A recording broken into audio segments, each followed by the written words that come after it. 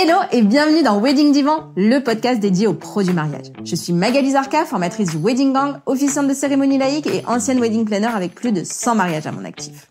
Si tu es entrepreneur dans le milieu du mariage ou que tu souhaites te lancer, ce podcast est fait pour toi. Comment réussir, comment se démarquer et surtout, comment durer dans le mariage? Autant de questions auxquelles nous répondrons ici via des interviews sans tabou de prestataires de mariage ou qui peuvent t'aider à améliorer ton business. On y abordera leur parcours, leurs réussites et leurs erreurs aussi parfois. Je partagerai également avec toi tous mes conseils, astuces et outils pour te donner un accès direct à la réussite dans le Wedding World.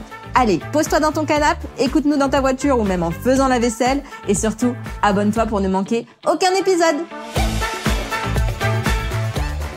Hello le gang, j'espère que tu vas bien. Aujourd'hui, dans ce nouvel épisode du podcast Wedding Divan, j'ai le plaisir de te présenter Miss Buffet Froid.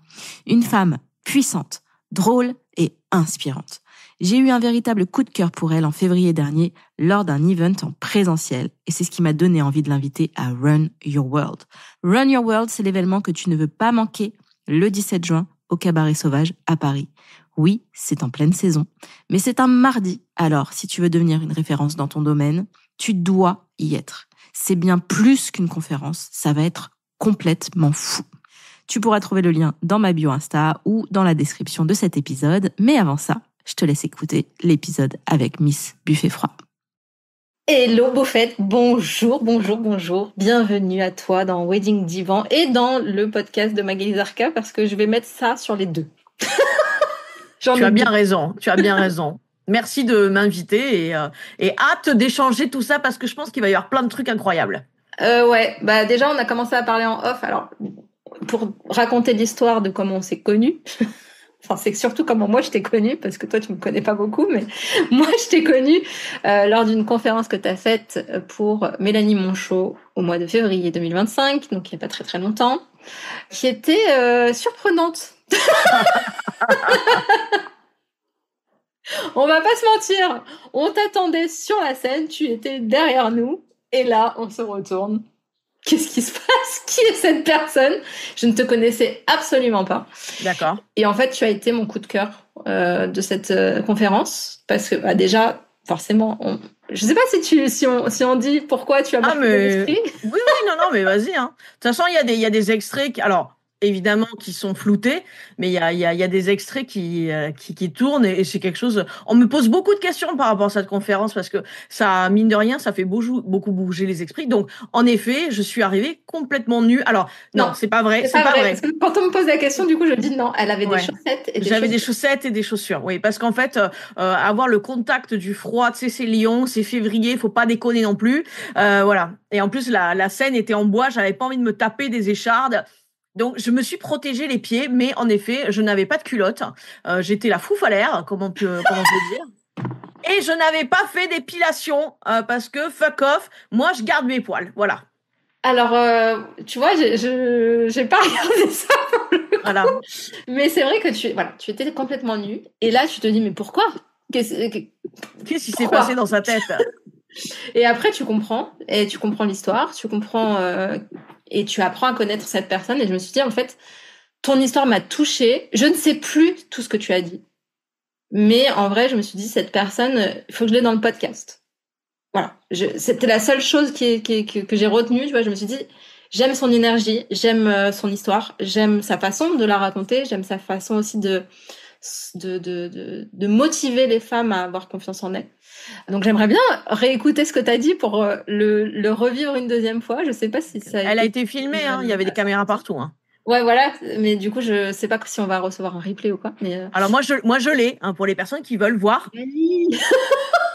Moi je l'ai, donc je peux, voilà, il suffit de me soudoyer et... Ah merde, combien? Et en plus, la vidéo n'est même pas floutée, enfin je veux dire, c'est full HD, hein, tu vois tout, quoi.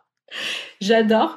Et du coup, je me suis dit, il faut que je l'ai dans le podcast. Donc, j'en ai parlé même le soir même. Je réfléchissais parce que j'avais envie d'ajouter une conférencière à ma conférence du 17 juin. Et je me suis dit, mais en fait, je l'ai. Je sais qui c'est, tu vois. Et donc, je t'ai demandé, tu as accepté. Et je suis trop contente. Moi, tant que je peux balancer toutes mes good vibes et que je sais, parce que je sais que il y a plein de gens qui, alors, comme je disais sur scène, je veux dire, je fais pas l'unanimité et c'est clair qu'en arrivant sur scène à poil, je n'ai pas fait l'unanimité. Mais en fait, au moins, j'ai une vraie connexion, j'ai un vrai truc avec les gens qui connectent avec moi. Et je sais que c'est extrêmement puissant, le nombre de nanas qui sont venues pleurer dans mes bras. Enfin, tu vois, je sais que je fais bouger les lignes, en fait. Et donc, dès que je peux avoir une scène où je peux connecter avec ces gens-là, mais j'y vais avec grand plaisir, quoi. Mais justement, qu'est-ce qui fait que qu'on fait pas l'unanimité auprès des gens? Tu veux savoir pourquoi? Je vais te dire un truc. Mais je l'ai dit sur scène, en fait. Tu l'as peut-être oublié, mais tu sais, tu es la connasse de quelqu'un. Oui, je me souviens, tu as Et posé voilà. cette question. Et voilà. En fait, c'est impossible de faire l'unanimité parce qu'on est tous différents, on a tous des singularités. Donc, c'est impossible d'arriver à faire l'unanimité et ça n'a pas de sens. Par contre, la chose sur laquelle il faut se connecter et la chose avec laquelle il faut garder, enfin, qu'il faut garder à l'esprit, c'est que d'un côté, certes, il y a des gens qui t'aiment pas pour ce que tu es, qui n'adhèrent pas du tout à ce que tu fais et que voilà. Mais en même temps, tu inspires des gens et ils te le disent pas. Et ça, c'est important, en fait. Donc, moi, justement, en tant que photographe, pendant très longtemps, j'ai essayé de me brimer, j'ai essayé de rentrer dans des cases. Et ça, c'était compliqué, en fait. C'était vraiment... Et moi, je me faisais violence. Et je voyais que tout ce que je faisais, ça marchait pas. C'était vraiment l'enfer. Et à partir du moment où je me suis dit, fuck off, je suis la personne que j'ai vraiment envie d'être. Parce que, voilà, ben, en fait, c'est là où j'ai vraiment commencé, mine de rien, à avoir vraiment vachement plus d'adhésion de personnes, en fait. Parce que les gens se connectent. En fait, c'est pas tant moi qui les intéresse. Ce qui les intéresse aux gens, c'est qu'est-ce que je viens faire vibrer chez eux. Tu vois ce que je veux dire? Oui. Et c'est évident. Je pense que tout photographe a déjà entendu cette phrase. Je ne suis pas photogénique. Enfin, je veux dire, je pense que voilà. Et moi, ça va même au-delà de ça, c'est que je reçois énormément de mots extrêmement violents envers les corps des personnes, etc., etc. Et comme j'avais déjà vécu ça, moi, en tant que personne, je peux plus tolérer ça, en fait. C'est juste pas possible. Donc, du coup, mon but, c'est vraiment d'aider ces personnes-là. Et c'est pour ça que c'est ces personnes-là que j'ai envie d'aider. Les autres, je m'en fous, en fait. Elles ont pas de problème. Enfin, tu vois, voilà. Et surtout que j'ai un parcours, c'est ce que je racontais sur scène, avec plein de neuroatypies. Voilà, je suis en situation d'obésité. À l'école, c'était catastrophique. J'ai eu des troubles du comportement alimentaire, etc., etc., etc. Beaucoup, beaucoup, beaucoup de souffrance. Donc, je sais qu'il y a des personnes qui sont des pépites, qui ne le savent pas. Comme moi, je peux l'être, en fait, tu vois. Je ne le savais pas, en fait, que j'avais ce pouvoir d'aider des personnes, en fait. Que avec mes simples mots, avec ma simple vibe, en m'autorisant à être moi-même, je pouvais aider autant de personnes. Et le fait d'être clivant, pour moi, c'est totalement OK parce que ça fait partie de la vie. Tu vois, il y en a qui préfèrent bouffer de la paella, il y en a qui préfèrent bouffer des sushis. Ben, c'est comme ça, en fait. C'est une histoire de, tu vois, de singularité. Et de mon point de vue, il n'y a pas de mieux ou de moins bien. C'est juste une histoire de diversité, tout simplement. C'est clair. Non, mais c'est vrai que on n'a pas parlé de ton parcours encore. On est allé dans le vif du sujet parce que j'ai une question qui est venue comme ça. Mais c'est vrai que voilà, dans toutes mes clientes ou mes followers, etc. Souvent, elles ont peur de se nicher un peu en se disant mais moi c'est qui ta cible? Non, mais moi c'est tout le monde. Qu'est-ce que tu réponds à ça? Alors, en général, ce que je réponds, c'est que j'aime bien prendre l'exemple, même si bon, la perte de poids, c'est un peu voilà, mais on va dire plus du mieux-être. D'accord? Tu as un coach un coach sportif qui est en mieux-être. Il va pas s'adresser de la même manière à une nana qui est en périménopause et à un mec qui fait du culturisme. Tu vois, ils ont pas les mêmes douleurs, ils ont pas les mêmes promesses. Enfin, tout ça, ça n'a pas de sens. Donc, tu vas pas t'adresser de la même manière alors là, je suis partie dans un truc très caricatural, tu vois. Mais après, on peut avoir plusieurs cibles. En fait, on peut avoir plusieurs offres avec plusieurs cibles, machin. C'est juste que quand on se lance, chaque chose on s'entend, les meufs ou les mecs, tu vois. Chaque chose on s'entend, quoi. Il faut pas brûler les étapes parce que du coup ça brouille il faut qu'on soit clair, il faut que les gens comprennent ce qu'on fait et du coup c'est vrai que s'adresser à tout le monde de mon point de vue c'est complètement contre-intuitif en fait. Enfin tu te tires une balle dans le pied quoi. Par contre avoir une offre où tu cibles quelqu'un, quand cette offre elle marche bien, tu peux passer à un autre projet où tu as une autre truc, etc., etc., etc. Là oui ça peut fonctionner. Mais en tous les cas, communiquer direct. Enfin, après, encore une fois, je dis pas que j'ai la science infuse. Je suis pas la meilleure. Enfin, tu vois, voilà, loin de là. Mais voilà, c'est vraiment mon point de vue en fait. Yes. Bon, tu me vois tournicoter, regarder par le bas, etc. Il y a juste un énorme orage et le chien est en PLS. Je te présente le chien de mon homme qui s'appelle Chorizo. Coucou. Chorizo, Miss Buffet Froid, tu vois, on est... Exactement. Bah justement, tu me fais une super transition. Pourquoi Miss Buffet Froid? Alors, je sais que j'ai vu des stories il n'y a pas longtemps. Donc, c'est le sujet à peut-être pas aborder. C'est un peu touchy. Mais en vrai, c'est intéressant d'en parler, justement, je pense. Pourquoi? En fait, il faut savoir qu'à la base, je bossais en radio. Et ça a été un peu chaotique parce que je cherchais du taf. En fait, j'ai bossé 4 ans en tant que stagiaire à Radio France. Et au bout de 4 ans, je leur ai dit, bon, vous êtes sympa, mais j'aimerais bien avoir un taf. Et ils m'ont dit, fais une école de journalisme. Je fais, oui, enfin, moi, dans 4 ans, ça vous allait bien quand même que j'étais là. Hein. Mais bon, bref. Donc, en fait, ce que j'ai fait, c'est que je dis, OK, avec mes potes, j'étais jeune, hein, c'était en 2000. Donc, je suis là, ouais, on va monter notre propre radio, machin. Et on a eu une fréquence temporaire. C'était Radio Campus Montpellier. Alors, il y en a une actuellement de Radio Campus Montpellier, mais c'est différent. Bref. Donc moi, je kiffe le cinéma, je kiffe le métal, je me fais mon kiff total, je me fais mon émission où je mixe des sons de films avec du métal, et voilà, je me fais mon kiff, machin. Et je cherchais un nom à cette émission qui soit à la fois festif, puisque je suis festive, mais un nom qui soit un peu glacial, un peu dark, parce que j'ai un côté, enfin, je suis une putain de gothique, quoi. Enfin, j'aime le métal, voilà. Et donc, à l'époque, je suis à la fac audiovisuelle, donc cinéma. Et donc, je regarde, je fais plouf plouf, tu sais, dans les noms de films, et je tombe sur le film Buffet Froid. Et là, j'ai un coup de cœur. Je me dis, mais c'est génial. Buffet Froid, tu vois, tu peux picorer plein de trucs. Tu peux, enfin, pour moi, ça m'évoque tout un tas de trucs par rapport à ça. Il faut savoir que je n'avais pas vu le film à l'époque. Donc, c'est un film de Bertrand Blier. Donc, pour les personnes qui ont un peu suivi l'actualité, c'est un mec horrible. Et dans ce film, en plus, il y a Gérard Depardieu. Double peine.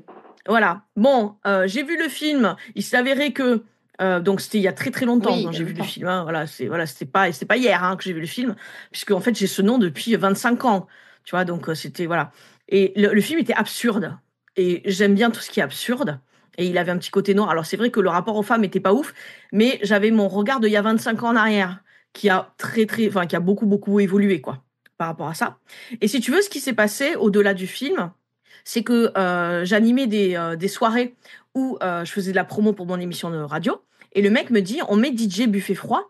Et je dis, ouais, non, c'est un peu abusé. Tu mets juste Buffet Froid. Et à partir de ce moment-là, j'ai commencé à communiquer sur les réseaux sociaux avec mon pseudo Buffet Froid. Et ce qui était fou, c'est qu'on savait pas si j'étais une meuf ou un mec. Donc j'avais une vingtaine d'années. Et moi, ça m'a vraiment frappé en fait.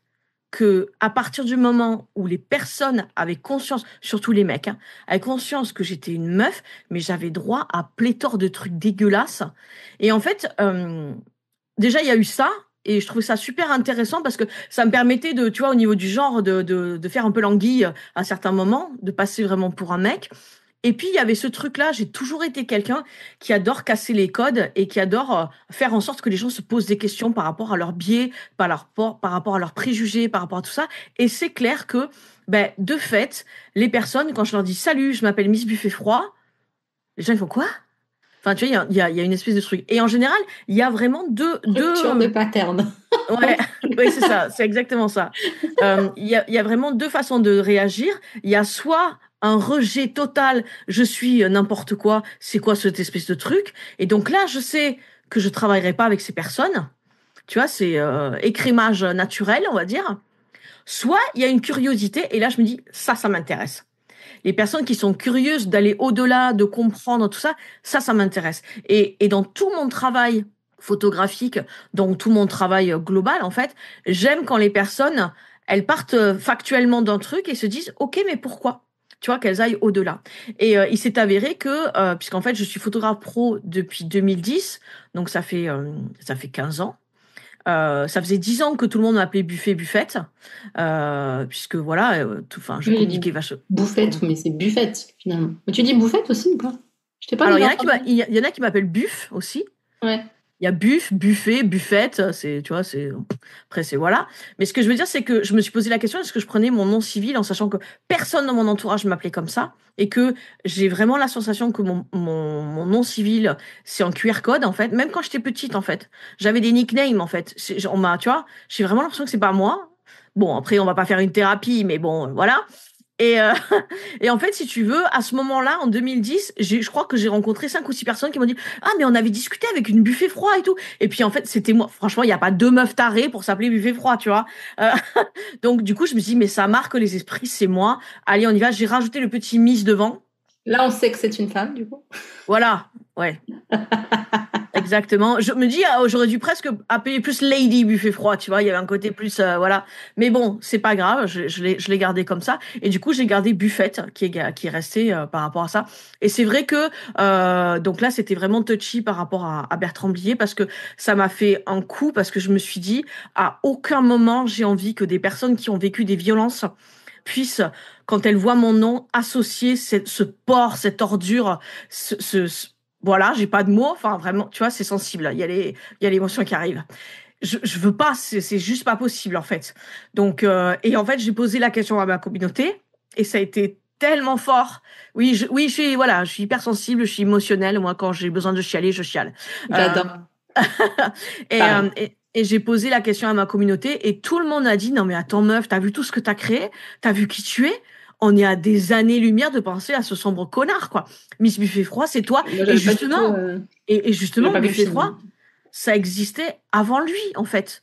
Et il y en a même une qui m'a dit un truc qui était très poétique. Qui me disait, tu sais, Buffet Froid, ça te ressemble parce que dans tes accompagnements, tu respectes le rythme de chacun. Et dans un buffet froid, chacun mange à son rythme, chacun prend ce qu'il a envie de prendre. Et en fait, ouais, je chiale. Du coup, j'ai les larmes et tout là. Mais enfin voilà. Mais du coup, vraiment, vraiment, mon nom, c'est ça. C'est une envie de générosité, tout en étant un peu chelou, quoi. Je pense que ça me définit bien. C'est quoi être chelou?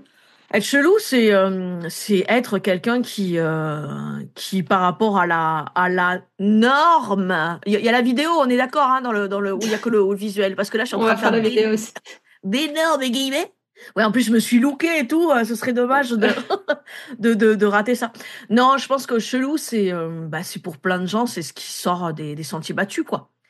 Et je pense que j'ai une petite, je coche pas mal de cases entre le fait d'être malentendante, d'être obèse, d'être neuroatypique, enfin, patati patata, tu vois, qui écoute du métal en plus, tu vois, enfin, qui a pas d'enfant, qui a 47 ans, qui a fait plus jeune, que machin, que truc, Oh là là, ça fait beaucoup trop d'informations pour les gens, là.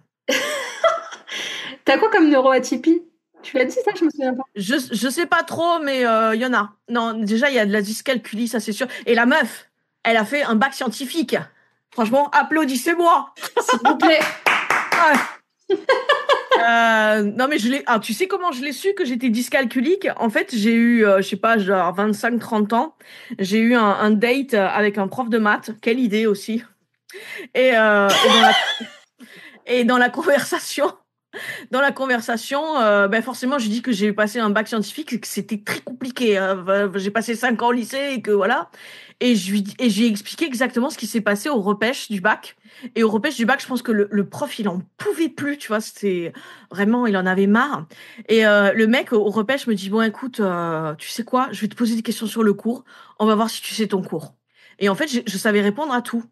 Et il me dit, mais ok, mais tu sais, ça l'a interpellé en fait. Et moi, ça m'a fait réfléchir parce que c'est clair que je me prenais des cartouches en fait. Mais parce qu'en fait, être dyscalculique, c'est qu'à partir du moment où tu manipules des chiffres, ben, tu les mélanges. Tu vois, par exemple, tu me donnes une multiplication, je vais compter sur mes doigts parce que je mets vachement de temps et que je suis sûre que je vais me gaufrer, tu vois. Et en fait, le date, le prof de maths, du coup, me disait, mais en fait, tu galères avec les heures. Tu sais, avec genre quand c'est l'après-midi, le matin. Ah ouais, mais de ouf. Et il m'a posé tout un tas de questions. Il fait, mais t'es dyscalculique? Et je fais, pardon, c'est quoi ça? C'est quoi? C'est quoi ce truc? Et j'ai compris à ce moment-là que j'étais dyscalculique. Du coup, ça m'a fait tellement de bien. Je me dis, en fait, je suis pas complètement débile. C'est juste que mon cerveau fonctionne d'une autre façon par rapport à ça. Et si tu veux, comme j'ai beaucoup, beaucoup de neuroatypiques autour de moi, et que eux ont été diagnostiqués, ils me disent ton arborescence de pensée là qui part à machin, ton côté hyper speed qui fait 50 000 trucs, machin, il est fort probable que tu aies un petit peu de neuroatypie quoi. Donc voilà, donc j'ai pas Je sais pourquoi t'es là du coup. ben voilà, mais non mais c'est ça. En général, entre neuroatypiques, mais en fait, je pense que c'est ça. Il y a un moment donné, je me suis sentie tellement seule et enfin, non, en fait, non, c'est même pas ça. Je me sentais tellement cassée et tellement dysfonctionnelle parce que les gens qui étaient autour de moi n'étaient pas comme ça. Et à partir du moment où j'ai commencé à rencontrer des gens qui étaient comme ça, mais quelle délivrance en fait. Là, tu te dis putain, en fait, et avec des gens qui ont super bien performé dans le business et tout. Et là, tu te dis ouais, en fait, nos singularités, elles peuvent avoir leur place en fait. Et c'est pour ça que quand je dis que c'est clivant, je sais que j'ai une façon tu vois, enfin, je suis vraiment à la cool, je détends, machin et tout.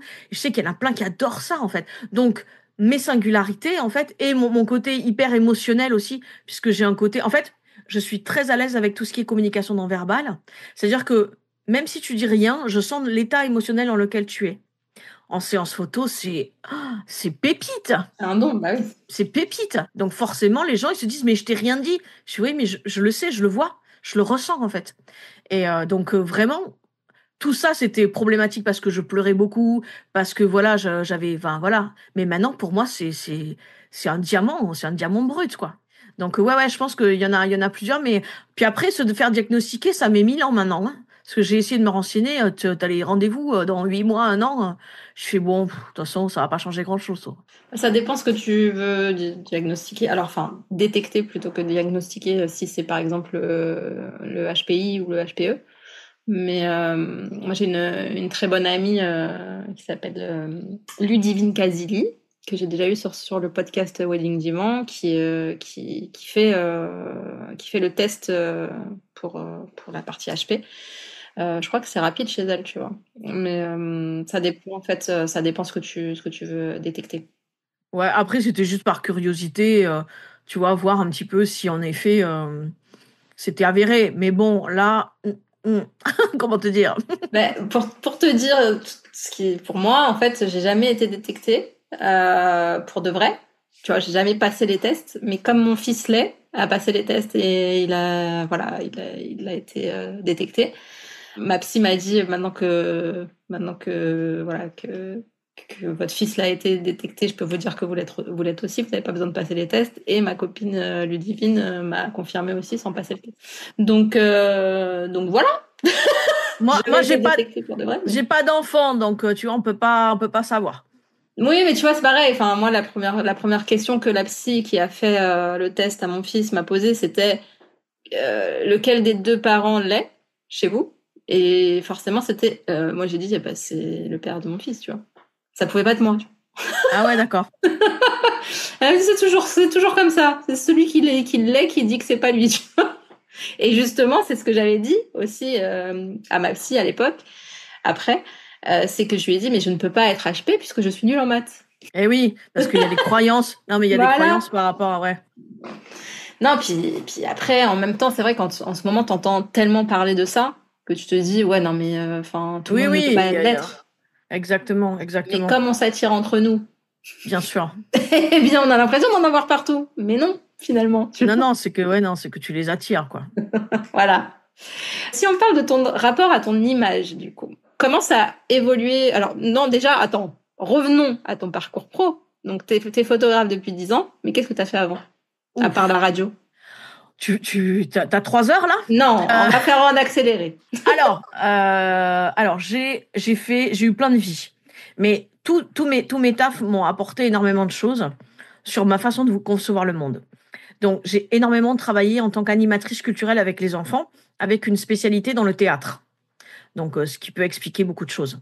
J'ai bossé en insertion professionnelle de jeunes diplômés, bac+5 minimum. Donc, c'était super intéressant, justement, dans le relationnel, machin, et leur dire tous les jours, fais vraiment ce que tu as envie de faire. Fais vraiment ce que tu as envie de faire. Ensuite, j'ai été femme de ménage. Qu'est-ce que j'ai fait d'autre? Ensuite, après avoir fait ça, tu as été femme de ménage. Non, en fait, parce que tout est mixé. Okay. Tout est, voilà, parce qu'en fait, j'ai commencé la radio à 16 ans et en même temps, j'étais au lycée et en même temps, je faisais de l'animation culturelle. J'ai bossé dans une boutique de sextoy aussi. J'adore! J'ai été bénévole au planning familial. Enfin, tu vois, j'ai fait plein de trucs complètement différents. Et en fait, comment la photographie est venue à moi? C'était ma question. Eh ben, il y a tous les photographes qui vont être en PLS parce que La meuf, elle a commencé la photographie avec une webcam dans les années 2000. Je te laisse imaginer la résolution des photos. Voilà. Grosso modo, je suis une no-life. Je vis la nuit, je fais les ménages, tu vois, je dors le jour. Et j'ai Internet à fond. Internet, ça vient d'arriver, en fait. Hein. Moi, je suis née en 78. Hein.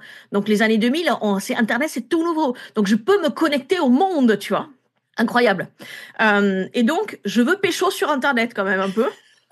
Donc, j'essaie d'avoir des photos un peu sympas de ma gueule. Au début, j'y arrive parce que je pense que je sais pas, parce que j'étais fan de Madonna, Jean-Paul Gaultier. Enfin, j'ai une culture de l'image. Donc, je pense que la lumière, j'arrive à l'appréhender un petit peu. Donc, j'arrive à faire des photos qui sont à peu près potables. Mais rapidement, ça me saoule parce que je fais 50 000 fois la même photo et ça me saoule. Toujours en webcam, hein, on est d'accord. Hein. Donc, en fait, j'ai commencé, par contre, je suis quelqu'un qui a besoin d'exprimer des choses. Et j'ai toujours écrit des textes. Enfin, maintenant, je l'écris plus, mais en tous les cas, avant, j'écrivais énormément. Et si tu veux, j'ai créé le premier blog. Je dis premier en rigolant parce qu'en fait, ça n'existait pas avant. Où j'écrivais des textes et je mettais mes photos. Et comme j'étais curieuse de l'image, j'étais sur des forums. Oui, parce que les réseaux sociaux, ça n'existait pas. Et là, en fait, j'ai des photographes qui m'ont dit, mais tu nous intéresses, on aimerait que tu poses. Et donc, moi, ma tête, c'était, je crois que tu as dû faire une erreur là. Moi, c'est pas possible. Je suis pas mannequin, laisse tomber. Et donc, si tu veux, c'est là où ça a commencé. C'est là où, moi qui pensais être une grosse merde, moche, parce que j'étais grosse, parce que patati, patata, je commence à me voir différemment. Et j'ai commencé à énormément poser pour plein de gens. J'ai dû poser pour une centaine de personnes, je sais pas, en 2 ans à peu près, tu vois. Et donc là, je me suis dit, ouais, putain, trop fort la photo, ça peut être vraiment extrêmement fort pour moi. Donc ce que je faisais, c'est que j'amenais les gens et je les photographiais avec ma webcam. On faisait des duos, des trucs, des machins, tu vois. Et puis bon, ben, rapidement, tu te doutes bien que j'en ai eu marre de la webcam. Donc je suis passée à l'appareil photo et ça a été extrêmement violent d'apprendre tous les réglages. Et là, j'étais là, ah, secours, surtout en étant dyscalculique, tu vois. Mais en fait, de fil en aiguille, ça a continué. Et si tu veux, ma mission de vie aujourd'hui, c'est d'être la personne que j'aurais croisée quand j'étais petite, qui m'aurait dit, putain, Buffette, t'es une putain de pépite. Et à travers la photographie, mais à travers tout ce que j'ai pu insuffler de façon totalement intuitive dans mes shootings photos, puisqu'en fait, en discutant avec des sophrologues, avec des neuropsy, machin, j'ai compris que j'utilisais ces trucs-là, tu vois, sur du mindset hyper fort, sur la posture, puisqu'en fait, le corps a vraiment un impact sur le mindset. Enfin, c'est des vases communicants, en fait. Si tu as une pensée pourrie et que tu mets ton corps comme ça, bah, tu vas ne faire que, tu vois, accentuer cette situation. Bref. Donc voilà comment est arrivée la photographie en fait. Donc c'était avec une webcam, c'était dans les années 2000 et c'était en faisant des autoportraits. D'ailleurs, j'avais sorti un bouquin en 2009, ça s'appelait Fragment Dev et je l'ai encore. Hein, si vous tapez Fragment Dev sur Blurb, il y est encore. Et il y a mes photos de moi de 2000 à 2009 en webcam avec mes textes, voilà. Incroyable. Mm. Ok. Quand je dis que je suis atypique, moi je fais pas les choses, tu vois, voilà. Ouais, voilà, vraiment quoi, pour de vrai. Voilà. Ok, donc ton rapport à ton image a commencé à changer grâce à ça finalement, hein, grâce aux photos pour lesquelles tu as posé. Mais ça, c'est alors dans un sens c'était très positif et dans un même temps ça m'a complètement perdue aussi parce que j'incarnais des personnages. C'est un peu comme au théâtre, au cinéma. J'incarnais des personnages. C'était pas vraiment des photos de moi. Enfin, et du coup je me suis un peu perdue dans une recherche d'identitaire, on va dire. Mais je pense que tu sais, c'est comme à l'adolescence, quand tu vas dans des extrêmes pour essayer de comprendre qui tu es vraiment. Je pense que c'est vraiment ce qui s'est passé. Et j'ai fini à un moment donné par me recentrer sur vraiment la personne que je suis, en fait, et mes besoins vraiment fondamentaux de personne. Et arrêter d'être une personne qui est dans la provoque parce que, alors, ça fait sens avec la génération et ça fait sens avec Bertrand Blier et tout ça, justement parce que dans le témoignage, en fait, pourquoi est-ce que j'ai vrillé pour Bertrand Blier? C'est parce qu'en fait, il est mort en janvier, alors c'est pas pour ça que j'ai vrillé, c'est parce qu'en fait, il y a eu un témoignage de son ex-femme qui a raconté tout ce qu'il a forcé à faire dans des films. Et en fait, elle disait un truc, les femmes de cette époque, pour être aimées, il fallait qu'elles soient dans une provoque et dans une sexualité débridée. Mais il y en a beaucoup d'entre nous, en fait. Je dis pas que tout le monde était pareil. Hein. Je pense qu'il y en a qui avaient vraiment une sexualité vraiment débridée. Mais il y en a beaucoup, et moi, je me retrouve là-dedans, où c'était un biais en fait qui faisait que je sais pas trop comment l'expliquer, mais je me forçais à être vraiment dans une provoque énorme, être dans un truc vraiment, tu vois, voilà, pour être acceptée et pour être aimée des hommes en fait. Sauf que ça, c'est quelque chose que j'ai complètement lâché parce que ça ne me correspond pas du tout. Après, je n'ai plus aucun problème avec ma nudité puisque je suis nue sur scène. Mais ce que je veux dire, c'est que si je suis nue sur scène, j'ai pas précisé que tu seras pas nue le 17. non. Je ne suis pas tout le temps à poil. C'est pas l'objet du truc. Après, là, c'était cohérent avec l'objet de la conférence. Bien sûr. Voilà. Bien sûr. Et puis en plus, c'était un défi de Mélanie. Ça venait pas de moi à la base. Je tiens à le préciser. Mais là, c'est toute la responsabilité sur Mélanie. Voilà. Bien sûr. Voilà. Mais ce que je veux dire, c'est que voilà, il y a eu toute une recherche par rapport à ma sexualité aussi, par rapport à mon identité, par rapport à ce truc où tu sais toute ta vie on te dit que t'es chiante, que ça va pas, que de toute façon tu réussiras à rien. Et la photo qui arrive et qui bouge les lignes. Et c'est vrai que ça a été très fluctuant au niveau de mon rapport à mon image.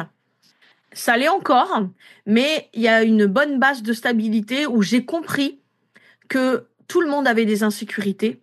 Même Beyoncé a des insécurités. Même Miley Cyrus, tout le monde. Hein.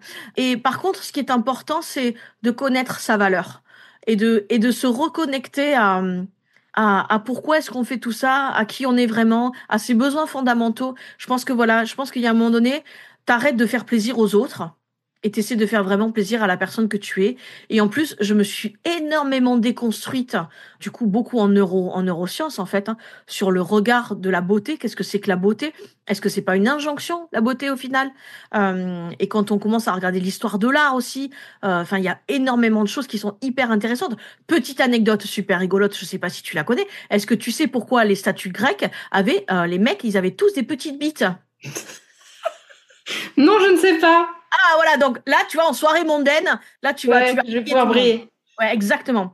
Donc en fait, pourquoi les statues grecques avaient des petites bites? Parce qu'en fait, dans cette époque-là, les philosophes, c'était le truc le plus bankable, tu vois. Genre t'étais philosophe, tout le monde te voulait te pécho, tu vois. Et en fait, du coup, comme on valorisait à fond le mental, tout ce qui était sexuel, c'était le bestial, c'était l'animal. Donc si t'avais une grosse bite, grosso modo, ben t'étais pas un philosophe. Donc, les critères de beauté à cette époque-là, c'était basé sur les mecs bien qu'on a envie de se taper, il faut qu'ils aient des petites bites. Tu vois le truc? Donc, et alors, là, on se fout de leur gueule. Mais je suis sûre que dans 2000 ans, ils se foutront de notre gueule par rapport à nos trucs que nous, on a actuellement, tu vois? Donc, c'est ça, en fait. Il y a ce truc-là, tu prends du recul par rapport à ça. Et ne serait-ce que des fois par rapport à des régions, par rapport à des pays, il y a certains corps de femmes qui sont valorisés en étant plus ronds, d'autres plus minces. Donc tu te dis mais ça n'a aucun sens en fait. Je veux dire c'est basé sur quoi? Donc j'adore décortiquer ce genre de choses. J'adore comprendre d'où viennent tous ces trucs-là parce que du coup ça me permet moi de me prendre du recul et de comprendre quelle est ma valeur. Et je pense que ce qui m'a fait le plus de bien, au-delà de fait de poser en tant que modèle et de me trouver jolie sur les photos, c'est de pouvoir transmettre ça aux gens. Parce que quand tu transformes des vies, mais vraiment, enfin, je veux dire, je fais pas genre, voilà, j'ai fait le calcul, je pense que j'ai shooté plus de 10 000 personnes. Du coup, et ouais, ça fait un moment que je suis photographe. Et quand sur les 10 000 personnes, t'as eu peut-être 150 personnes qui t'ont pleuré dans les bras et qui t'ont dit, mais t'as changé toute ma vie et qui régulièrement, enfin, mais putain, mais oui, je suis quelqu'un de bien, je suis quelqu'un d'incroyable et il y a plein de photographes et d'autres, alors pas forcément dans l'art-thérapie ou plein d'autres choses qui font aussi ça. Et pour moi, c'est ça le plus beau en fait, c'est quand on remet l'humain au cœur de tout ça en fait. Ouais, clairement. Le podcast de Magali Zarka, donc j'ai l'impression d'être Alain Delon un peu quand je dis ça, mais de parler de moi-même à la troisième personne.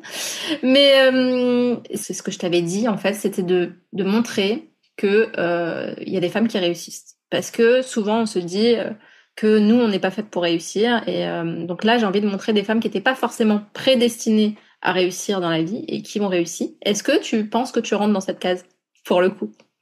Alors ça va dépendre de ce qu'on appelle réussir. Eh bien oui, et en fait c'est pour ça aussi que je veux montrer qu'il y a différentes façons de réussir et que en fait c'est toi qui vas mettre ton curseur sur ta réussite, tu vois. Donc qu'est-ce que c'est la réussite pour toi? Pour moi, la réussite, c'est ouais, putain, les gens qui viennent te pleurer dans les bras et qui te disent peut-être plusieurs années, tu vois, après, qui te disent ouais, ça a vraiment bouleversé ma vie et tout. Enfin, c'est tellement fort. Enfin, j'ai l'impression c'est voilà. Après, il y a un autre truc là, c'est purement ego trip. Avec le rire démoniaque. Ouais, avec le rire démoniaque, exactement. J'ai un côté quand même où j'en ai tellement chié. En vrai, voilà, j'en ai tellement chié dans ma vie. Je vais pas vous la faire sur tout ce que j'ai vécu, mais j'ai vraiment, vraiment, vraiment eu une vie compliquée. Et il y a un moment donné, j'ai envie de célébrer la femme que je suis et j'ai envie de me faire mes petits kiffs. Donc, je sais qu'il y en a qui vont trouver que c'est des ego trips, mais je m'en fous.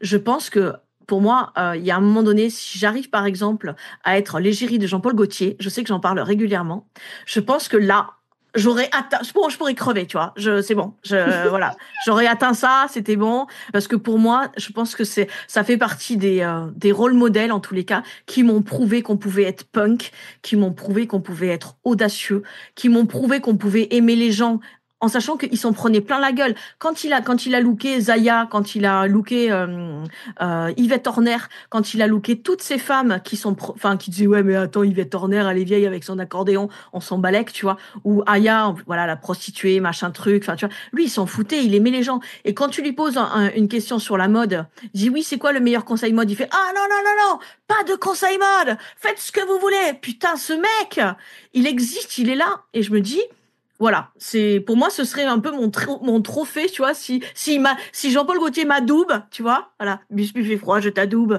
comme égérie Jean-Paul Gaultier, voilà, ce serait vraiment une vraie réussite. Bon, je blague un petit peu, mais mais bon, si Jean-Paul écoute, voilà, je dis pas non. Mais ce que je veux dire, c'est que pour moi la réussite, c'est aussi le curseur, comme tu disais, où est-ce que tu le mets, et je pense que enfin moi personnellement, quand je fais du bien aux gens, bah ça me fait du bien quoi, par ricochet en fait, tu vois. Donc je me dis que je sers à quelque chose, que ma vie fait sens et que je suis pas juste une photographe bullshit qui est là, tu vois. Non mais enfin, tu vois.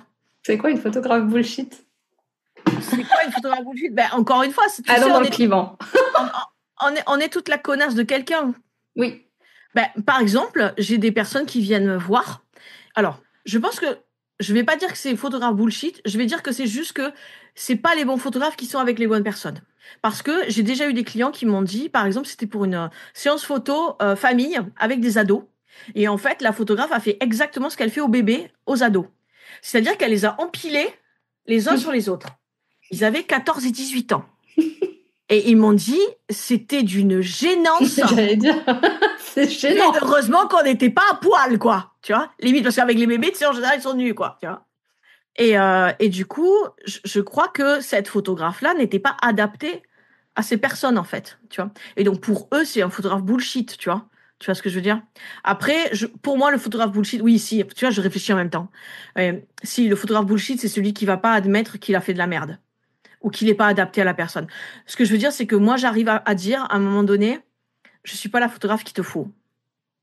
C'est-à-dire que j'ai des gens qui me demandent des trucs, je sais que j'y arriverai pas. Ben, je le fais pas. Je leur dis, allez voir machin ou allez voir truc, tu vois. Ils vont faire mieux que moi. Genre je pense quoi? Genre quoi? De la photo culinaire. Tu vois, alors, je peux faire des petits trucs, mais j'ai pas le niveau de certains photographes qui ont des niveaux incroyables, tu vois. Ou certains, il y a eu un moment donné où on m'a sollicité pour faire de la photo, vraiment photo-reportage politique. Oh, l'enfer. Moi, tout le monde m'écrasait, tout le monde je suis, oh là là, moi, je suis un bisounours au milieu. Bon, certes gothique, mais bisounours. J'ai pas envie qu'on me tape quand on fait des photos, tu vois. C'est pas fait pour moi, en fait. Donc, je pense que vraiment, chaque photographe a ses singularités, a sa spécificité. Et je pense que c'est ça, il faut arriver à trouver. Donc, le photographe qui dit oui à tout, ben, moi, ça me questionne, en fait. Tu vois? Ou alors, il est super méga balèze. Je sais pas. Ouais. Oui, non, mais c'est sûr que après tu peux être bon dans plusieurs domaines, c'est sûr, mais t'as souvent des domaines où t'es meilleur. Enfin, faut pas se leurrer. Bien sûr. Et tu vois, par exemple, une de mes spécialités, c'est tous les corps différents. C'est-à-dire que moi, j'arrive à faire poser n'importe quel corps. Situation de handicap. J'ai fait des tétraplégiques, j'ai fait des personnes en situation d'obésité. Je fais tout, moi, tu vois. Il n'y a pas de souci. Par contre, je connais des photographes qui sont excellents en mode avec des mannequins, donc taille mannequin. Mais par contre, ils me font poser moi, c'est l'enfer. Je ressemble à rien. Parce qu'en fait, ils n'ont pas cette connaissance et cette singularité dans les trucs. Donc, c'est pour ça que, aussi, quand on va chercher un photographe, c'est important de regarder ce qu'il fait, de lui poser des questions sur ce qu'il sait faire ou pas, en fait. Et c'est pour ça que moi, quand je cherche un photographe pour faire mes propres photos, bah, du coup, je regarde s'il prend des corps gros en photo, tu vois.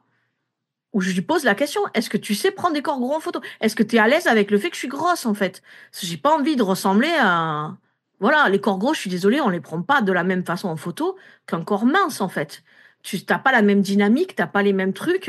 Il faut le travailler, quoi. Puis même par rapport aux gens, il y a plein de singularités. C'est comme les dyspraxiques. On parlait de neuroatypie. Les dyspraxiques, ce sont les personnes qui ont des problèmes sur tout ce qui est moteur par rapport à leur corps. Quand tu les drives en séance, bah, tu vas pas les driver de la même manière que personne qui connaît très bien son schéma corporel, en fait. Donc voilà, donc ça, c'est des trucs qu'il faut savoir. Et enfin, moi, je peux pas, comme je te dis, je suis pas forte partout. Et je trouve que le photographe bullshit, c'est pas celui qui va admettre qu'il a fait de la merde ou qu'il sait pas faire, en fait. Alors, on a parlé en off il y a quelque temps du fait que tu avais déjà fait des mariages. Tout à fait. Et du coup, tu t'es pas reconnue là-dedans. Alors, c'est pas que je me suis pas reconnue là-dedans. C'est que je me suis mis des contraintes. Ah. Voilà. Je suis quelqu'un de rock'n'roll. D'accord? Oui, c'est ça. Moi, voilà. J'aime la folie.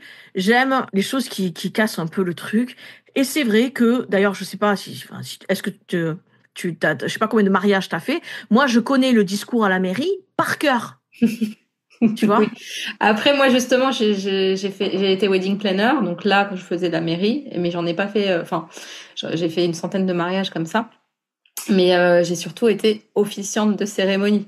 Donc du coup, j'allais plus, justement, changer ce discours-là. Voilà. Et créer des trucs sur mesure. Et en fait, si tu veux, les gens venaient me voir en me disant on veut quelque chose de vraiment différent. Et en fait, ils voulaient tous exactement la même chose. Parce qu'ils avaient l'impression que dans leur imagerie du mariage, c'était vraiment disruptif, quoi. Mais ça ne l'était pas du tout, en fait.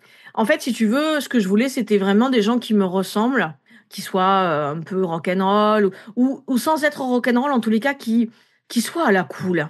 Parce que je sais que j'ai eu des couples très cathos qui étaient très à la cool aussi, tu vois. Enfin, je suis pas en train de dire toi c'est pas bien, machin. Donc après ça dépend vraiment. Le truc c'est que je voulais des petits mariages qui soient à la cool, qui soient un peu atypiques. Et en fait, on m'a dit il faut que tu ailles à Berlin, il faut que tu ailles aux États-Unis, il faut que tu ailles à Londres. Et en fait, moi je voulais rester que autour de Montpellier. Et c'est vrai que Montpellier, il y a les manades, il y a les trucs avec les oliviers, il y a la Camargue. Et moi, personnellement, le délire avec les taureaux, alors la Camargue, oui, mais le délire avec les taureaux, c'est pas du tout mon truc. Et du coup, j'étais pas en accord avec toute cette culture-là, tu vois. Et du coup, c'est vrai que, et puis même, physiquement, c'est devenu extrêmement dur, je trouve. Il fait 45 degrés, t'es là de 8h du matin à 1h du matin, voilà. Enfin, c'est con, mais en vieillissant, c'est devenu de plus en plus dur. Et puis j'ai trouvé plus mon compte. Alors j'en fais de temps en temps, mais c'est très très rare. Mais je fais vraiment très peu. Genre je vais faire le cocktail, tu vois. Je vais faire le cocktail parce que c'est là où je m'éclate le plus. Mais c'est très très rare et il faut vraiment que y ait, voilà, un des derniers que j'ai fait, c'était deux métalleux. Voilà, il y avait un cracheur de feu. Enfin, tu vois, il y avait des trucs, il y avait des décos en paper cut. Enfin, tu vois, c'était des trucs vraiment ouf, tu vois. Donc là, à la limite, ça peut se négocier. Mais quand on en avait parlé, justement, je t'avais dit que au début, j'essayais de me calquer au maximum à l'image que je me faisais de ce que devait être une photographe de mariage. Et ça a été mais la pire erreur de toute ma vie. Parce que je me suis retrouvée dans des situations où je pouvais pas être moi-même, où j'étais me brimer totalement. Et c'était, voilà, et puis je me retrouvais devant des gens qui rigolaient pas. Moi, je faisais mes blagues caramba. Hein, je suis là, putain, mais en fait, ça marche pas du tout. Et c'était l'enfer et c'était pas du tout aligné. Et c'est à partir du moment où j'ai commencé à être vraiment moi-même, où j'annonçais directement, où j'essayais plus de cacher la personne que j'étais, que c'était beaucoup plus facile. Et pour la petite anecdote, j'étais au tout début sur mariage.net et j'ai commencé à un moment donné à bifurquer, à faire des mariages un peu plus rock'n'roll, un peu plus atypiques. Et en fait, mariage.net refusait mes photos parce qu'ils disaient que c'était des shootings d'inspiration. Je fais, mais c'est des putains de mariages, c'est des vrais. Excusez-moi d'avoir des gens audacieux dans mes clients, quoi. Et il les refusait, en fait. Ouais, tu m'avais dit. Et c'est là où je me suis rendu compte que, pour moi, mariage.net, c'est vraiment le supermarché. Tu vois, tu as tous les trucs un peu du tout venant. Mais si tu veux vraiment du qualitatif, tu vas aller au marché pour avoir l'artisan, pour avoir le bon produit. Tu vas pouvoir parler avec l'artisan, le machin. C'est ça, en fait. Et c'est là où j'ai compris que Mariage Planète, c'était pas du tout fait pour moi et qu'il fallait que je parte sur d'autres choses. Donc, je suis partie sur autre chose. Mais c'est là où j'ai commencé à faire des festivals un peu plus bunkable, un peu plus atypiques comme, je sais plus comment ça s'appelle, You and Me, je crois, ou ce genre de choses, tu vois. Ouais. Et c'est là où elle m'a dit, non, mais il faut que tu partes du Montpellier, quoi. Il faut que tu ailles à Berlin et machin. Et moi, faire du voyage en avion tout le temps, alors que tu viens de te taper une journée trop fatigant pour moi, voilà. Donc, je me suis mis des contraintes et j'ai conscience que c'était pas forcément ce qui était le plus facile. Donc, c'est pour ça que j'ai voulu arrêter et passer complètement à autre chose. Et comment tu te définis en tant que photographe aujourd'hui? J'ai pas encore trouvé. T'as mis quoi sur ta bio? Ça dépend où. Ah, t'as plusieurs comptes? Enfin, j'ai plusieurs comptes. Non, c'est juste que je vais pas communiquer de la même manière sur Instagram que sur LinkedIn, sur machin, tu vois. Ah oui, pardon. Et bah sur Insta, t'as mis quoi comme dans ta bio? J'ai mis photogénique en 10 minutes, Paris tenu. Oui, parce qu'en fait, j'ai un défi photogénique en 10 minutes. J'ai mis plus de 10 000 portraits métamorphosés, face cam, 2 points, impact, connect, bye bye, blocage. Voilà, j'ai mis ça. Ok. Et j'ai mis photographe Montpellier, créatrice, contenu feel good. Voilà. Ok. Et en fait, qu'est-ce que tu fais quand tu photographies quelqu'un? Tu révèles quoi? Ah non, en fait, je révèle pas. Je permets à l'autre de s'autoriser à être elle-même, je pense. D'accord. Comment on pourrait définir ça? Il y a ce truc-là et c'est marrant parce que dans la conf que tu as vue, il y a eu un moment scientifique où j'ai dit c'est le moment des neurosciences où rappelez-vous, j'étais à poil. Hein. Ouais, ça je m'en souviens, je me souviens plus du moment des neurosciences.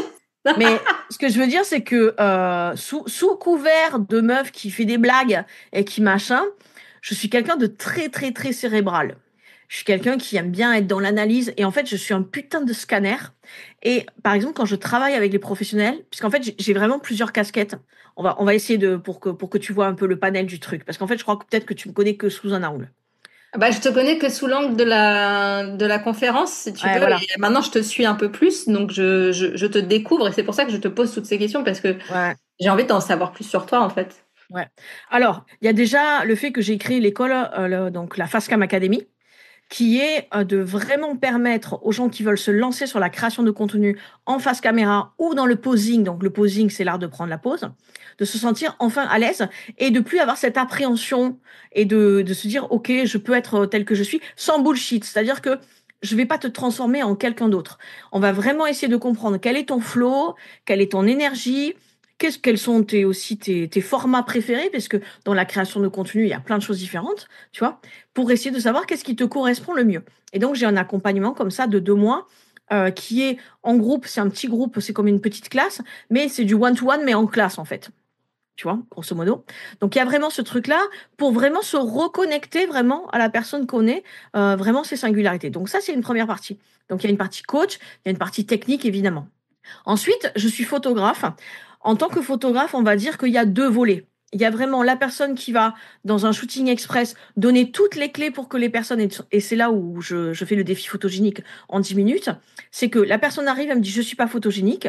Moi, je scanne, je parle beaucoup. Donc, le défi, c'est 10 minutes. Mais en réalité, c'est 20 parce que pendant 10 minutes, je parle. Comme vous pouvez voir, je parle beaucoup. C'est peut-être une demi-heure, du coup. Voilà. Non. Par contre, non, parce que c'est timé. Il y a 12 personnes et il faut que ça soit... faut envoyer du pâté, quoi, tu vois. D'accord. Donc non, c'est vraiment, c'est intense. Et donc, si tu veux, là, c'est vraiment, en fait, je suis une experte en tout ce qui est posing, quel que soit le corps. Et en fait, ce que j'essaie de montrer aux personnes, c'est que même si à l'intérieur de toi, tu te sens mal à l'aise, moi, je vais te mettre dans une configuration de corps de communication non verbale où tu vas avoir l'impression d'être charismatique. Tu vois? Donc, il y a cette partie-là. Ensuite, en tant que photographe, je travaille avec les professionnels. Et là, on va travailler vraiment sur tout ce qui est création de contenu avec du storytelling visuel. C'est-à-dire qu'on va raconter des images en histoire. Parce qu'en fait, je viens aussi du monde du cinéma parce que je ne te l'ai pas dit, je viens de me rendre compte. J'ai été aussi prof de photo dans des écoles de cinéma pendant quasiment 10 ans. Tu as parlé du cinéma, mais oui, effectivement, tu n'as pas expliqué. Ouais, voilà. Donc, du coup, je n'arrêtais pas à ces étudiants de leur expliquer à raconter des images en histoire. Donc, en fait, quand on va faire de la création de contenu pour ces professionnels, on va prendre en compte la singularité de la personne et son univers et ce qu'il a envie de raconter. Donc, en fait, si tu veux, j'ai tout un process de scanner des gens avec un process de questionnaire, de visio, tout ça, où vraiment, moi, l'idée, c'est qu'il faut que je me mette dans la tête de la personne pour comprendre au maximum ce dont elle a besoin. Tu vois, il y a vraiment ce truc-là. Et je sais que j'en ai fait. Et il y a des gens qui me disent, putain, il y avait personne qui m'avait analysé de cette manière. C'est vraiment, et tu sais, j'ai un côté synthétique, en fait. Je dis, oui, en fait, toi, tu fais ça, ta. Enfin, tu vois, je vraiment, c'est mon alors, c'est marrant parce que c'est mon côté scientifique. Même si je suis dyscalculique. Voilà. C'est que j'aime bien les process et j'aime bien avoir les trucs comme ça. Bref. Et du coup, après, je suis aussi photographe. Du coup, pour les particuliers, mais j'en fais beaucoup moins. Où là, c'est vraiment lifestyle, en fait. C'est vraiment prendre des photos qui soient le plus naturelles possible, avec leur naturel à eux. C'est-à-dire qu'il peut y avoir une famille qui soit très excentrique ou une famille qui soit très introvertie. Moi, je m'en fous. C'est juste que je vais mettre en scène des photos qui soient très, très naturelles. Et si on regarde mon travail en tant que photographe, c'est vrai que j'ai des photos qui sont extrêmement naturelles. Mais du coup, il y a une façon de l'aborder où les gens, on dirait que c'est du cinéma, en fait. Voilà. Si je devais, grosso modo, expliquer mon travail, c'est ça. Ok. Parce que je t'avais mis une question, je te disais, tu révèles les autres, mais en fait, toi, t'as pas l'impression de les révéler. Si. Parce que tu vois, c'est marrant parce que en plus, j'ai envoyé un truc à une de mes clientes en lui disant, j'ai une phrase qui m'est venue. Est-ce que tu trouves que c'est pertinent? Et elle m'a dit grave. Je suis ton miroir révélateur. T'as pas besoin de changer, juste de te voir avec mes yeux. Ouais, mais c'est ça. En fait, il y a une phrase que j'aime beaucoup. L'ordinaire devient extraordinaire. Voilà. Et j'ai plein de gens qui viennent me voir en me disant, non, mais je suis banale, tu vois, je fais, ok. Moi, je vais te prouver que tu vas être charismatique tout en étant. Et l'idée, c'est pas de te transformer. Tu vois, par exemple, les shootings flying dress, tu me demandais ce que je faisais pas. Tu vois, les flying dress et les grandes robes là qui volent, machin. Ça, je fais pas, en fait. Parce que pour moi, c'est du décorum, en fait. Après, si j'ai une personne qui est, si j'ai une drag queen qui arrive et qui est machin, je la shoot parce qu'elle est comme ça de base, en fait. Moi, je prends la personne comme elle est. Je vais pas juste la poser dans un décor qui n'est pas elle. Après, attention, hein, quand je dis ça, c'est pas un jugement de valeur. C'est juste que moi, c'est pas ma façon de faire. Tu vois. Après, je comprends qu'il y a des gens qui, tu vois, c'est comme les studios hardcore. Il y en a qui aiment bien avoir 50 000 lumières, machin truc. Bon, ben, moi, c'est pas mon kiff, tu vois. C'est pas ce qui me fait kiffer, quoi. Mais du coup, je peux comprendre qu'il y a des gens qui ont envie d'avoir ce type d'image, par rapport à eux, quoi. Ok. Et donc, la question, c'était, tu révèles les autres, qui t'a révélé toi? Est-ce qu'il y a quelqu'un qui t'a révélé? Alors, je pense qu'il y a eu il y a vraiment eu plusieurs personnes qui ont été déterminantes, plusieurs rencontres qui ont été déterminantes. Bah, Régis qui est un photographe, mais alors il m'a pris en photo, mais c'était pour quelque chose d'un peu différent, puisqu'en fait il est aussi peintre. Mais par contre, c'est lui qui a créé le livre Fragment d'Ève, puisque je savais pas du tout mettre en page. Et c'est lui qui m'a dit non, non, mais ton travail est exceptionnel, il faut que t'en fasses un livre. Et moi j'étais là, mais tu rigoles ou quoi, c'est de la webcam, t'as craqué quoi. Et il y a déjà eu lui, ensuite il y a une team où c'était le forum de la honte. Parce qu'en fait, à l'époque, bon, peut-être qu'il y a des photographes de ma génération qui écoutent, j'en sais rien. Il y avait Sans prétention. C'était une énorme communauté de photographes. Et en fait, nous, on était un peu les dissidents. C'est un peu les gremlins, tu sais, qui foutent la merde. Mais c'était pas méchant, en fait. C'était juste que on trouvait que c'était trop plan-pan. Tu sais, c'est comme celui, c'est quoi que tu as comme objectif? Il est gros ton objectif. Enfin, tu vois, ce truc-là, ah, c'est bon. Il y a aussi de la, non, mais, tu vois, il y a autre chose que le matos. Il y a aussi de la créativité. Enfin, tu vois, il y a plein de trucs. Et en fait, on a monté, on s'est fait gicler, en fait, de Sans prétention. Et on est tombé sur, on a créé notre propre communauté qui s'appelait la communauté de la honte parce qu'on s'était fait jeter, tu vois, de Sans prétention. Et Julien Lyon a été vraiment hyper inspirant. Il y a eu Ramez aussi. Enfin, il y a eu tout plein de personnes comme ça. Et après, évidemment, il y a le premier photographe qui s'appelait Andy Metal, qui écoute du métal aussi. En même temps, il s'appelle Andy Metal, on s'en doute. S'il écoutait du piano, ouais. Ce serait bizarre. Quoique, il peut. Ceci dit, oui. La musique classique a beaucoup de liens avec le métal. C'est ce que j'allais dire. Mais et puis après, qui c'est qui m'a révélé? Il y a eu d'autres rencontres, peut-être dans d'autres choses. Dans le business, ça a vraiment été Laurine Bemer, la meuf en rouge. Pour moi, il y a une buffette, il y a un avant, un après. Il y a aussi Cécile Neuville, c'est elle qui m'a permis d'être sur scène la première fois. Et c'était il y a pas si longtemps que ça, puisque en tout, j'ai dû faire que 3-4 scènes en fait, tu vois. Donc j'en ai pas fait tant que ça. Et ça a été vraiment une grosse claque. Donc ouais, il y a eu plein de rencontres comme ça qui ont fait que c'est pour ça que c'est tellement important de trouver, j'arrêterai pas de le répéter, soyez à la bonne place. Et pour trouver la bonne place, pour être entouré des bonnes personnes, ben soyez curieux. Alors oui, ça va être violent. Oui, il y a des choses où vous allez pas être en adéquation avec ce qu'on va vous dire et vous allez vous poser des questions sur qui vous êtes. Mais à partir du moment où vous arrivez à trouver un écosystème, en général, quand on a un écosystème avec une personne qui est chouette, par exemple, s'il y a vraiment une personne que vous aimez beaucoup sur les réseaux sociaux, allez voir qui elle suit. Parce que si vous aimez sa vibe, ben forcément les vibes de personnes qu'elle suit, elle va être sensiblement similaire à elle. Et du coup, ça permet de rentrer dans un écosystème qui fait qu'on va se sentir plus à sa place. Parce que je crois que ce qui m'a fait le plus mal dans ma vie, c'est de jamais me sentir à ma place et de penser vraiment que j'étais dysfonctionnelle. Tu vois, vraiment penser que Ça, j'avais... c'est la neuroatypie. Hein. Ouais, mais... C'est le plus grand truc que ressent un neuroatypique. Et après, moi, j'ai pas ressenti ça parce que justement, j'étais tellement dans la suradaptation que je me rendais pas compte que j'étais... C'est les autres qui me disaient tout le temps, mais toi, t'es trop sensible, t'es trop ceci, t'es trop cela. Ouais. Et en fait, je me disais, mais non, moi, je suis normale, tu vois. Mais il n'y a pas de normal, déjà, un. Et deux, en fait, ouais, la plupart des neuroatypiques se sentent en décalage avec la société. Ouais, mais du coup, voilà, enfin, en tous les cas, je sais que moi, enfin, souvent, mon audience, c'est des gens qui sont en souffrance comme ça. Et j'ai envie de leur dire que c'est possible de s'en sortir et qu'un monde meilleur est possible. Les bisounours. Ben, bisounours gothique. Gothique. Il manque le bisounours gothique, c'est moi. Le bisounours noir, c'est moi. Voilà. Tu dis que l'image, c'est un actif business. De ouf. C'est quoi la différence entre une jolie photo et une image qui fait vendre pour toi? Alors, encore une fois, on va parler de biais. C'est-à-dire que tu vas pas, l'image qui fait vendre, elle va pas vendre aux mêmes personnes. C'est à qui tu t'adresses, en fait.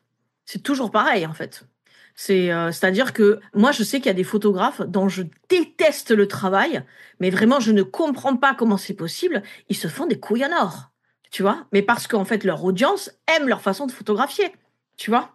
Donc, je pense que, et c'est là où, en fait, je trouve que c'est un peu con de dire, enfin, moi, je sais qu'il y a des photographes sur Montpellier qui disent, oui, c'est mon territoire. Mais on est tous différents, en fait. Et en plus, moi, j'ai plein de clients qui, parce qu'ils ont kiffé l'expérience avec moi, sont allés voir d'autres photographes après, parce qu'ils voulaient d'autres visions, tu vois. Et il y a ce truc-là, en fait. Donc, je pense que ça dépend, encore une fois, à qui tu veux t'adresser. Mais par contre, l'image, c'est évident que c'est ultra puissant. Ça peut être vraiment ultra, ultra puissant. Clairement. Et du coup, par exemple, si je venais chez toi, qu'est-ce que tu ferais? Je vais te scanner. Avec quoi? Avec mon cerveau. Avec tes questions? Ah, ok. Avec mes questions et mon cerveau. On va beaucoup discuter. On va vraiment beaucoup discuter. Je vais essayer de comprendre qui tu es vraiment dans tes biais aussi, tu vois, dans tout ça. Et je vais essayer de comprendre ton business de façon globale, comprendre qu'est-ce qui est important, quelles sont tes valeurs, comment tu veux communiquer, les choses. Souvent, je pose des questions. Quelles sont vos limites aussi? Tu sais, c'est comme quand on dit le personal branding, j'ai pas envie de raconter ma vie. Mais en fait, dans le personal branding, tu choisis de raconter ce que tu veux. Exactement. C'est juste que tu mets tes limites. Par exemple, tu vois, moi, je suis belle maman, j'ai 2 beaux-fils. Tu les vois jamais. Tu les vois jamais. J'en parle, mais tu les verras jamais. Je me suis fait un point d'honneur à faire en sorte que mes beaux-fils ne soient jamais sur mes réseaux sociaux. Tu vois? Ça fait partie des trucs. Il y a plein. Par contre, je peux parler de mon intimité. Tu vois, je peux être à poil, il y a pas de souci. Mais par contre, oui, non, mais c'est vrai. Tu vois, chacun a ses limites. Donc, du coup, si tu arrives vers moi, je vais essayer de comprendre tout ça. Quelles sont tes limites et quelles sont les choses, peut-être où tu as envie de performer, peut-être que tu as envie d'aller parce que tu veux agrandir ta zone de confort, etc., etc. Et puis, on va aller voir. Oui, je préfère dire agrandir zone de confort que dire, tu vois, sortir de la zone de confort parce que je trouve ça plus violent.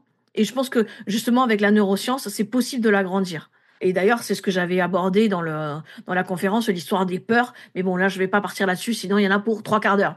Mais d'ailleurs, s'il y a des gens qui écoutent, qui sont intéressés par ça, venez discuter avec moi à la conférence. Je pourrais en parler avec très grand plaisir. Donc voilà, mais si tu viens vers moi, on va faire tout ce cheminement. Et c'est pour ça que, si tu veux, j'ai fait le deuil de mon taf de photographe pur, parce que je suis trop perfectionniste, je veux trop comprendre les gens, je veux trop machin. Et c'est pour ça que j'ai fait de la formation digitale à côté, pour que ce soit un peu rentable, parce que sinon, c'est juste pas rentable, en fait. Il y a un moment donné, Non mais, Bah non oui. mais, enfin soyons honnêtes. Moi, ça fait 15 ans. Là, je suis en restructuration depuis 2 ans parce que j'en ai marre de bosser soir et week-end comme une connasse et d'avoir peanuts en fait, tu vois. Enfin, j'ai pas de retraite. Enfin, j'ai vu mes points retraite. J'étais en PLS. J'ai pas de maison. J'ai rien en fait. Et je vais avoir 47 ans. Tu vois. Bref, donc voilà. Donc si tu viens me voir, on va discuter beaucoup. Et puis après, je vais aussi voir comment est-ce que tu fonctionnes face à l'objectif. Tu vois, parce que des fois, il y a aussi ce truc-là, dans la vibe dans laquelle tu es aussi, on va tout faire en sorte pour que la configuration dans laquelle tu es soit la plus safe pour toi et soit en adéquation avec la personne que tu es. C'est-à-dire que si tu es quelqu'un d'énergique, ben, je vais te faire un catwalk, allez, hey, Beyoncé, sors de ce corps, tu vois. Mais si tu es toute douce et trop introvertie, je vais pas te faire ça. Sinon, tu vas partir en courant, tu vois. C'est pas le but. Donc l'idée, c'est que je vais vraiment m'adapter à la personne que tu es, quoi. Et c'est pour ça que je dis que je crée vraiment une expérience parce il y a vraiment de la transformation. Il y a des fois des choses qui piquent aussi parce que je mets les gens face à leurs contradictions par rapport à leurs complexes ou, tu vois, ou les choses qu'ils aiment pas chez eux. D'ailleurs, moi, je dis toujours que ce sont pas des défauts, ce sont des singularités. Parce qu'en fait, le mot singularité n'a pas forcément de péjoratif ou de positif. C'est juste factuel, c'est une singularité. Je suis grosse, c'est factuel, tu vois. Il n'y a pas de jugement de valeur par rapport à ça. Après, il y en a qui trouvent ça moche, il y en a qui trouvent ça beau. Moi, je m'en fous, c'est juste, c'est comme ça, quoi, tu vois. Et donc voilà, donc c'est vraiment une expérience où je vais t'amener et je vais apprendre à te connaître et on va travailler ensemble pour faire en sorte que... Et quand je shoote, je montre aussi beaucoup les photos. C'est-à-dire que j'ai envie de comprendre ce que la personne ressent vis-à-vis des photos. Alors, il y en a qui veulent pas voir, mais moi, je préfère que la personne, elle voit pour qu'elle m'explique exactement ça, j'aime pas, ça, j'aime pas, ça, j'aime pas, pour que moi, je puisse réajuster avec la lumière, avec la posture, etc., etc., ou les fringues aussi, etc., etc., quoi. Très Voilà. intéressant. Ça donne envie. Eh ben, écoute, venez. On viendra, on viendra. Non, mais c'est vrai que là, je viens de faire un shooting avec Aurélie Périllou. Je sais pas si tu l'as vu passer, mais parce que j'ai Oui, décidé de devenir la Lady Gaga de l'entrepreneuriat. t'as bien raison. La première entrepreneuse qui chante l'entrepreneuriat. Eh ben, Parce que écoute, personne ne chante l'entrepreneuriat. alors moi, je chante très, très mal. Mais je suis à poil, c'est déjà pas mal. C'est ça. Mais Je peux ceci faire un dit, duo. Lady Gaga, tu vois, par exemple, justement, gros coup de cœur sur Lady Gaga, puisqu'elle a créé sa communauté de Little Monster. Yep. Et c'est justement les Little Monsters. Moi, je suis un Little Monster, quoi. Et c'est pour ça que je suis fascinée par tous les freaks, par tous les Frankenstein, par toutes les Mercredi Adams, par toutes ces personnalités qui sont considérées comme des rejets ou des je sais pas quoi, ou je sais pas, des monstres. Mais en fait, on est des vrais humains avec des gros cœurs et Lady Gaga, putain, j'ai les larmes qui arrivent. Elle est incroyable. Ah non, mais puis elle a eu une vie compliquée aussi, tu vois, c'est un sacré numéro, quoi. Et en Je plus, l'adore. elle a une voix, mais C'est la meilleure. phénoménale. Ce que je dis toujours, la seule chose que j'ai pas compris chez Lady Gaga, c'est sa robe en viande. Là, il y a eu un bug. Mais le reste, enfin, moi, je suis absolument admirative de cette femme, de son parcours, de ce qu'elle véhicule comme message, de tous les combats qu'elle a. La Bien sûr. communauté LGBTQIA+, les... Fibromyalgie, quoi. Ouais. Mais en fait, Voilà. voilà, j'adore. Donc, j'ai décidé. Et puis, physiquement, je suis blonde, je suis pas Beyoncé, tu vois. Donc, physiquement, je suis un peu plus Lady Gaga que... Écoute, regarde. Moi, j'ai un deal avec toi. Lady Gaga va t'adouber. D'accord. Voilà. Et moi, Jean-Paul Gaultier. Gaultier. Non, pour la petite anecdote, je suis née le même jour que Jean-Paul Gaultier. Si c'est pas, il est né le 24 avril, le mec. Ah, Tu c'est vois? bientôt. Tu vois, oui, c'est bientôt Jean-Paul Bonanif. Mais tu vois, Lady Gaga va t'adouber, Jean-Paul Gaultier va m'adouber, et je pense qu'on est bon. La boucle est bouclée, et on est bon. Ouais, non, mais en vrai, enfin voilà, c'est un truc qui m'est venu comme ça. Et donc, j'ai fait ce shooting chez Aurélie, mais peut-être que le prochain, ce sera chez toi. Bah écoute, avec plaisir. En tout cas, merci beaucoup, Buffette, d'être venue dans ce podcast qui a été beaucoup plus court en termes de questions que prévu, mais qui a été hyper intéressant pour moi et je sais qu'il va plaire à beaucoup de monde. Donc, merci beaucoup et j'ai hâte de te retrouver en vrai le 17 juin lors de la conférence Run Your World avec la chanson Run Your World qui va venir avec. Yes. Et de voir tout ce que tu vas raconter pendant cette conférence. Eh ben, écoute, merci pour toutes ces opportunités. Et s'il faut un épisode 2 pour finir les questions, moi, je suis dispo, il n'y a pas de problème. On a dit qu'on ferait un live aussi, donc on va... Eh ben, écoute, la date. Allez, ça marche. Merci beaucoup. Merci à toi. À bientôt. Salut. Et voilà le gang, j'espère que cet épisode t'aura plu autant qu'à moi. Si c'est le cas, partage-le sur Insta et tag nous Miss Buffet Froid photographe et moi, le Wedding Gang, ça nous fera trop plaisir. Et bien sûr, si tu veux m'aider à faire connaître le podcast, mets 5 étoiles sur Apple Podcast ou sur Spotify avec un commentaire sur Apple Podcast. C'est ce qui m'aide le plus à faire connaître Wedding Divan. Un immense merci à toi et à très vite pour le prochain épisode.